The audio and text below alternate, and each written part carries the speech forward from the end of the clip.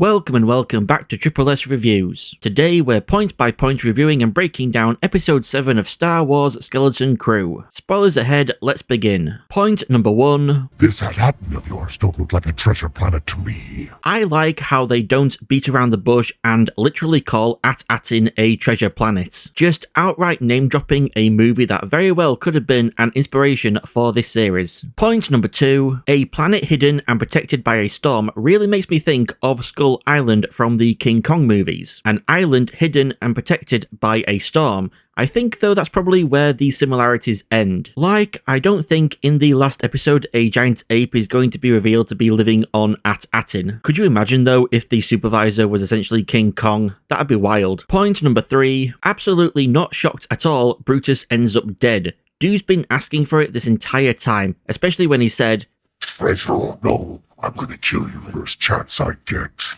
Point number 4. At first, I thought 33 saying a pirate captain can only lay claim to one vessel meant that a pirate captain couldn't have a fleet of ships. But I think it's more so he's saying that Jod can control more than one ship but can only be captain of one. It's like the conversation between Jack Sparrow and Barbossa towards the end of Pirates of the Caribbean. Jack suggests Barbossa should take the Dauntless for his flagship and become its captain. Then make Jack the Black Pearl's new captain so long as he sails under Barbossa's colours and gives him a cut of any plunder. 2 ships, 2 captains, but 1 fleet, or rather the makings of a fleet, controlled by 1 man. Savvy. Point number 5. If you're enjoying the video so far, give it a like to let me know, and if you're interested in seeing more, then make sure to subscribe. Point number 6. Will it be close enough? 33 literally just said, The code is more what you'd call guidelines than actual rules.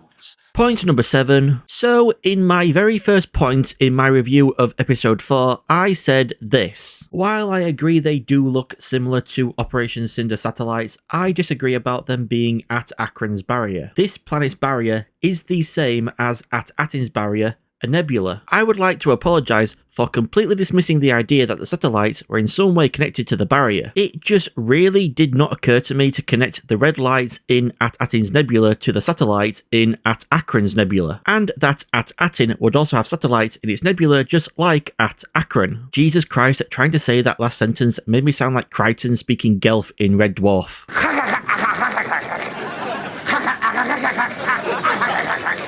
In my mind, seeing the red lights in At-Atin's nebula being laid out like a grid, I was picturing that within the nebula there was like a planet-wide force field net that deactivated a section, a square, to allow the Onyx Cinder through. That's what I imagined. Point number 8. With it being revealed that the Onyx Cinder wasn't Tak Reynolds' main ship, that it was stolen because it's capable of making it past the satellites in the nebula around At-Atin, presumably from a location a Republic mint ship goes to drop off its cargo of credits, this explains why the pirates don't immediately recognize the Onyx Cinder when looking at its hologram. It's because Tak Reynolds most likely wasn't in possession of the ship for very long before they both disappeared. Pirates probably just know the name of the ship because the tale of it being stolen spread. But all these years later, after its disappearance, what the ship originally was, a Republic mint ship, and what it looks like have been forgotten. That's why Jod calls the ship mysterious in Episode 5. Aboard the mysterious ship, the Onyx Cinder. The only thing known about it now is its name and that Tak Reynolds was its captain when he went to plunder At-Atin and both disappeared. Makes me wonder what Tak Reynolds' previous ship was, what it was called, and where it is now. As per the pirate code, did Tak make someone else the captain of it when he became the captain of the Onyx Cinder? Did he move everything over to the Onyx Cinder and scuttle it? Did he sell it? Did he just hide it away somewhere? What do you guys think? Let me know in the comments below.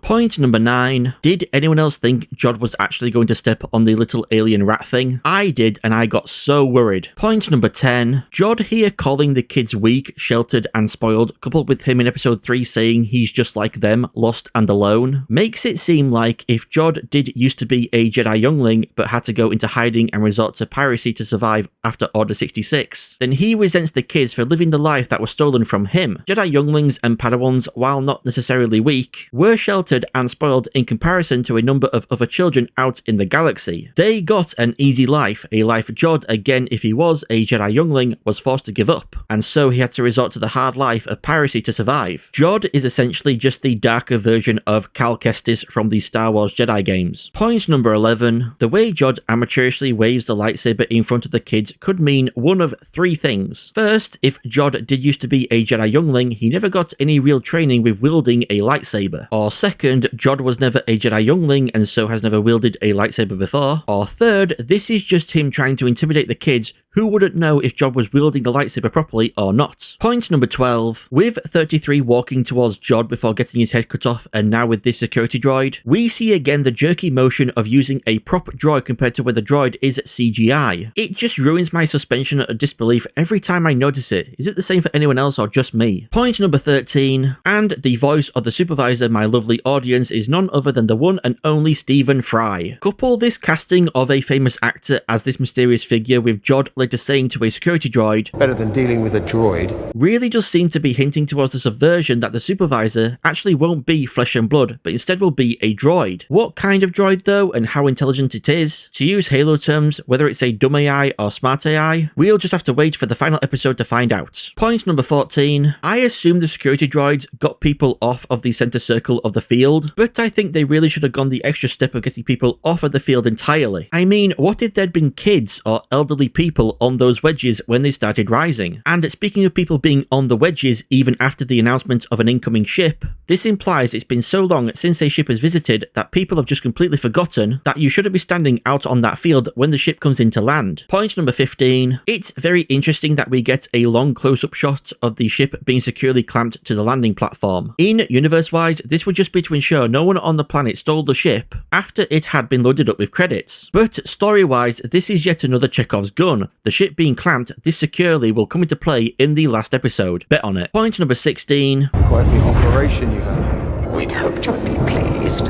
Very impressive.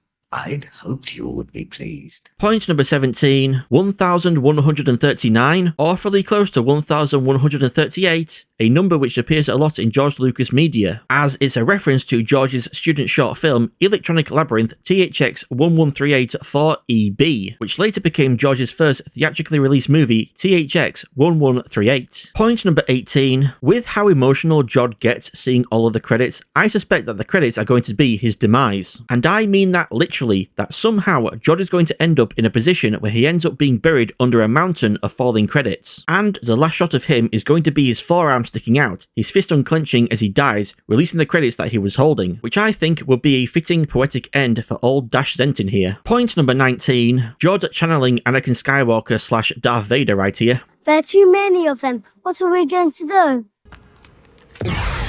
To round all this off, my most disliked part of the episode goes to just how cruel Jod is now acting towards the kids. Like, intimidating them with his lightsaber was already going too far, but then to also threaten to slice up the kids' parents? Jod really does need to meet his end in the last episode. And my most liked part of the episode goes to 33 siding with the kids in the claimsies-unclaimsies debate, bending the rules to come to their aid. I hope he can be fixed up in the last episode. I don't want him being beheaded to be the last we see of him. Thank you everyone for watching Triple S Reviews. Don't forget, if you enjoyed the video, give it a like to let me know, and if you want to see more, then make sure to subscribe. I also have a variety channel where I post a variety of different videos. If any of them interest you, check them out. I've been Triple S, you've all been amazing, and I shall see you all in the next video.